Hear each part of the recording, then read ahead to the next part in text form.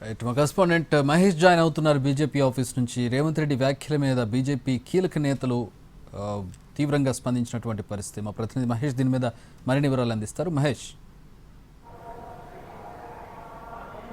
చక్రి, ఏదైతే నిన్న రేవంత్ రెడ్డి జహింద్ యాత్రలో మాట్లాడినటువంటి మాటలపైన బీజేపీ నేతలు సీరియస్గానే స్పందించారని చెప్పుకోవచ్చు. ఏదైతే రేవంత్ రెడ్డి మోడీని టార్గెట్ చేస్తూ ఇందిరాగాంధీతో పోలుస్తూ మాట్లాడినటువంటి మాటలపైన బీజేపీ రాష్ట్ర అధ్యక్షులు కిషన్ రెడ్డి, కేంద్ర మంత్రి బండి సంజయ్, ఎంపీలు ఈటల రాజేందర్, అదేవిధంగా రఘునందన్ రావులు కూడా స్పందించారు. లక్ష్మణ్ కూడా స్పందించినటువంటి నేపథ్యం. ఏదైతే గతంలో సుమారుగా 60 సంవత్సరాలు ఈ దేశాన్ని కాంగ్రెస్ పాలించింది, ఎందుకొరకు పీఓకేని స్వాధీనం చేసుకోలేదు అనేటువంటి ప్రశ్న బీజేపీ నేతలు వినిపించినటువంటి నేపథ్యం. ఎవరికి లొంగే వ్యక్తి మోడీ కాదు, దేశ ప్రజలకు అందరూ కూడా తెలుసు అనేటువంటి విషయాన్ని కూడా వాళ్ళు చెప్పినటువంటి నేపథ్యం. ఏదైతే ఇప్పటికే రాహుల్ గాంధీ ఒక ఫెయిల్ అయినటువంటి నేత, ఆయనను మరొకసారి ప్రజల ముందుకు తీసుకురావాలనేటువంటి ఉద్దేశంతోనే ఈరోజు రేవంత్ రెడ్డి మాట్లాడినటువంటి నేపథ్యం. ఇదంతా కూడా ఒక పొలిటికల్ స్టంట్ అని చెప్పేసి కూడా విమర్శించినటువంటి పరిస్థితి. అదేవిధంగా ఈటల రాజేందర్ ఏదైతే జహింద్ యాత్ర పెట్టి రాజకీయాలు మాట్లాడడం ఏందని చెప్పేసి కూడా ఆయన ప్రశ్నించారు. రాహుల్ గాంధీని ప్రధాని చేయాలని చెప్పేసి యాత్రలో అడగడం ఏంటని చెప్పేసి కూడా అన్నటువంటి నేపథ్యం.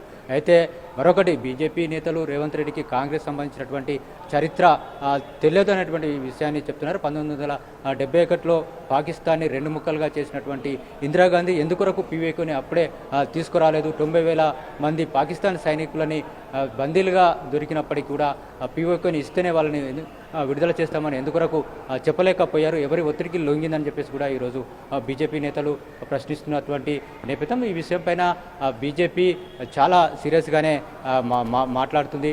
ఇంకొకటి కూడా బీజేపీ నేతలు ఆరోపిస్తున్నటువంటి నేపథ్యం ఏంటంటే, రాహుల్ గాంధీకి రేవంత్ రెడ్డికి దూరం ఉన్నటువంటి నేపథ్యంలో మరొకసారి రాహుల్ గాంధీకి దగ్గరయ్యేందుకొరకే రేవంత్ రెడ్డి నిన్న ఈ విధమైనటువంటి మాటలు మాట్లాడారని చెప్తున్నారు. ఇంకొకటి, ఏదైతే రేవంత్ రెడ్డి కానీ కాంగ్రెస్ పార్టీ కానీ ఈ దేశానికి అనుకూలంగా మాట్లాడతారా, లేకుంటే దేశ వ్యతిరేక శక్తులకి, దేశానికి శత్రువులకి అనుకూలంగా ఉంటారా అనేటువంటిది తెలుసుకోవాలని చెప్పేసి కూడా వాళ్ళు ప్రశ్నించినటువంటి నేపథ్యం. రఫేల్ యుద్ధ విమానాలకు సంబంధించినటువంటి విషయంలో కూడా బీజేపీ సోషల్ మీడియాలో ఒక ట్వీట్ కూడా చేయడం జరిగింది. రఫేల్ అంటే అదేది ఎల్బీ నగర్లో దొరికేటువంటి బొమ్మ ఫ్లైట్ కాదనేటువంటి విషయాన్ని వాళ్ళు సోషల్ మీడియా వేదికగా చెప్పారు. ఇంకొకటి, చాలా విషయాలు ఏదైతే అందాల ర్యాంపులో పోటీ జరుగుతున్నటువంటి నేపథ్యంలో ఆ విషయం ఏదో చూసుకో, నీకు యుద్ధం గురించి నీకు తెలియదు అనేటువంటి విధంగా కూడా బీజేపీ సోషల్ మీడియాలో రేవంత్ రెడ్డి పైన పోస్ట్ చేసినటువంటి పరిస్థితి. చక్రి, మొత్తానికైతే నిన్న రేవంత్ రెడ్డి మాట్లాడినటువంటి మాటలు బీజేపీలో ఒక కలకలం రేపాయని చెప్పొచ్చు. బీజేపీ నేతలు చాలా సీరియస్గా స్పందిస్తున్నటువంటి పరిస్థితి అయితే కనిపిస్తుంది. చక్రి.